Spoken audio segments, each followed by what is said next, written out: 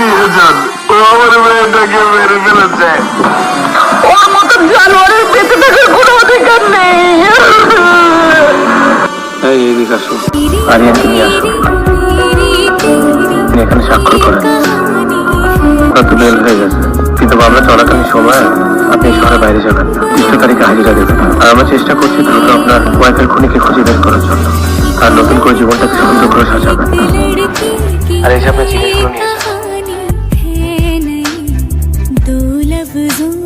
তুমি চলে যাওয়ার পর আর বাড়ি ভাড়া দিতে পারি কথা শুনলে লোকে ভয় পায়, থাকার সাহস পায়। তুমি যেহেতু আবার থাকতে চাচ্ছ, কথা হলো এই নচল।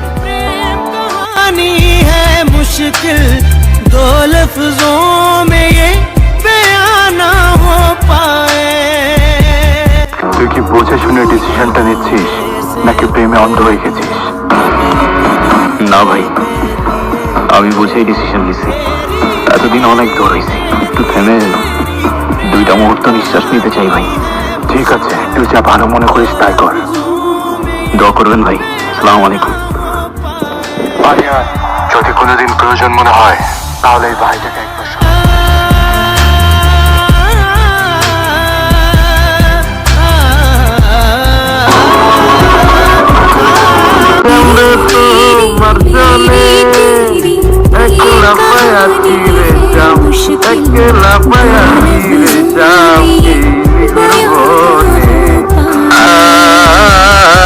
তাই নাকি একলা পায়া ছিঁড়ে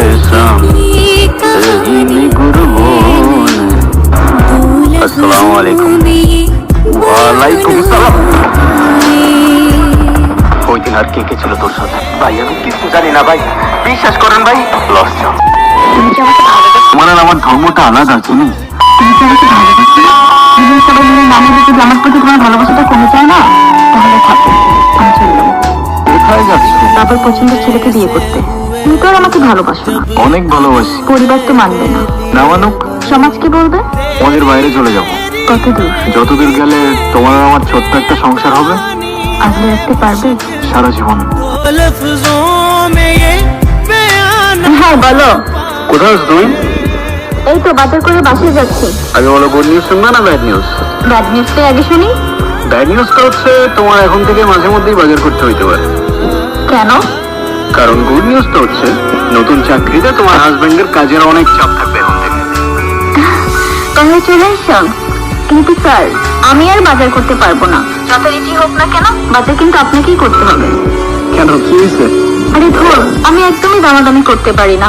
আজকেও 150 টাকা ঠকে আসছি। আপনারা কারা? আর বাসার ভিতরে কিভাবে ঢুকেছেন? तो जहां मैंने पाया তুষারকে কোথায় পাবো? सोचा न था আমার বাজারে ওই জায়গায় একটা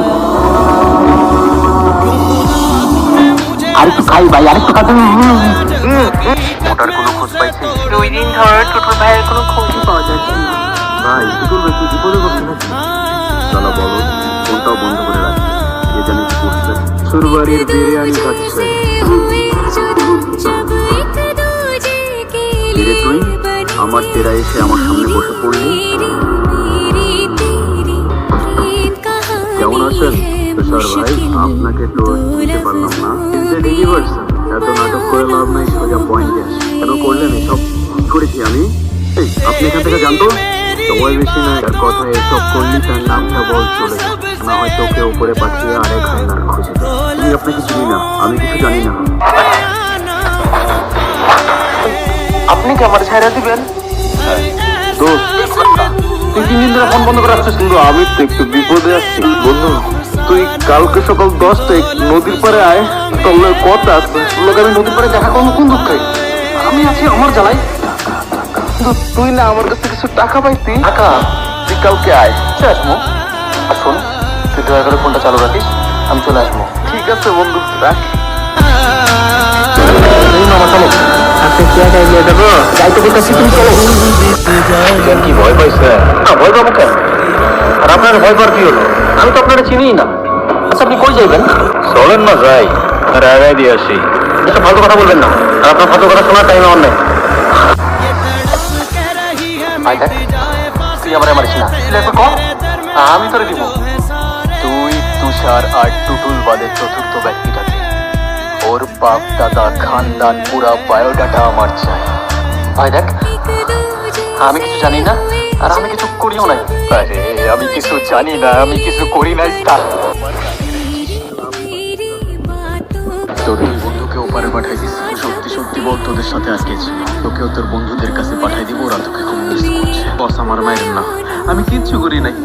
যে লোক আম করে ডাকাতের লেগে অফার দিছিল, ওই লোক আমরা চিনিও না। তোমার সেই এলাকার লোক, তার বাসায় কই কি এত সবই লোক জানে। এখানে থেকে আমগুলোকে ফেসবুক গ্রুপে কত ছিল, ডাকাতি করে যা টাকা পাবো 50,000 আর 50 ভাগ আমগুলো এই ডিল হয়েছিল। তো কে থেকে যে কি হয়ে গেল কিছু বুঝলাম না।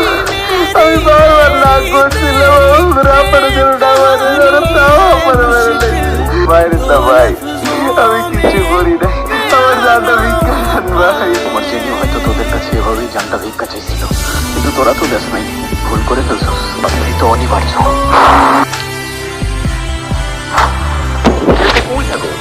কতক্ষণ এসে পৌঁছে গেছি? কি নিয়ে এত ব্যস্ত থাকোস ভাই? স্মোক করবি? সিরিয়াসলি?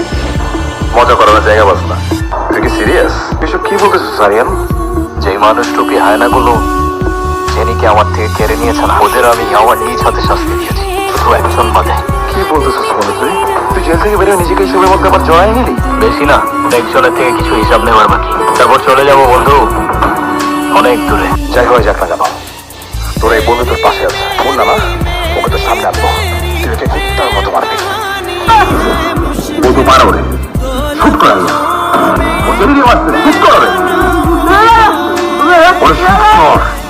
মারলে তো আগে তোরে মারতে হয় বন্ধু। কি করতেছিস তুই? মারা দিকে তোর দেখ তো চেহারাটা কমন পড়ে কিনা। ভাই আমি লোকটার নাম জানি না, কিন্তু হলক করা করতে পারি। সামনাসামনি দেখলে ঠিকই চিনি। কেন করলি এটা? বিশ্বাস কর বন্ধু, আমার টাকার অনেক দরকার ছিল, আর আমি খুব ভালো করে জানি তোদের পাশে অনেক করছি। সব তো পেয়ে গেছিলি না, তাহলে জেনে রেখেন ভাই। আপনারা কারা? বাসার ভিতরে কিভাবে ঢুকেছেন?